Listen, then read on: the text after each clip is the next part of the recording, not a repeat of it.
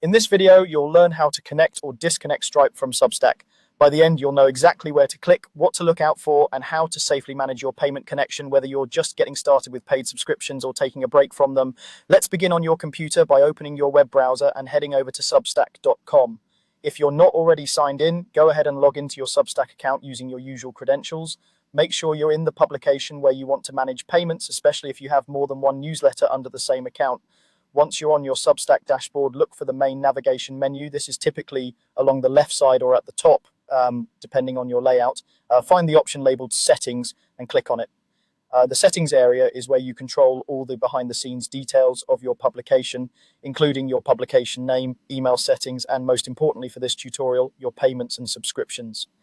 Inside the settings page, take a moment to scroll and familiarize yourself with the different sections.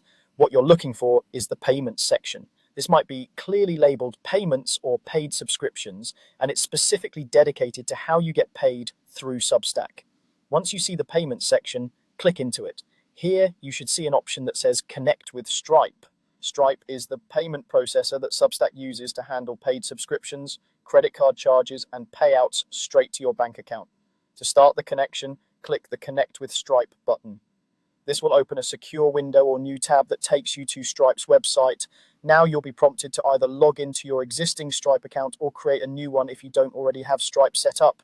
If you already have a Stripe account, enter your email and password, then follow the prompts. Stripe might ask you to verify your identity or use two-factor authentication for security. If you're creating a new Stripe account, you'll be guided through entering your business or individual details, your bank information, and some basic verification information. Take your time with this step and make sure all your details are accurate so your payouts work correctly.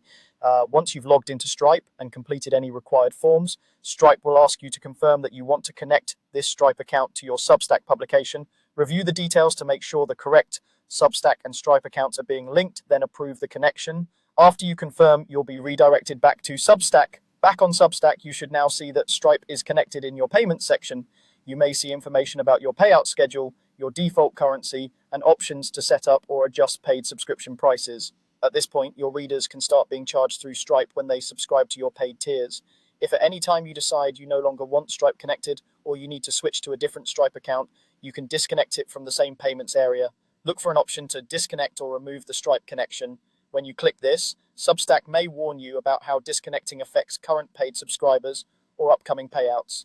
Read that message carefully, then confirm if you're sure you want to proceed, and that's it. You've seen how to go to Substack, open settings, find the payment section, connect with Stripe by logging into your account and disconnect it later if needed.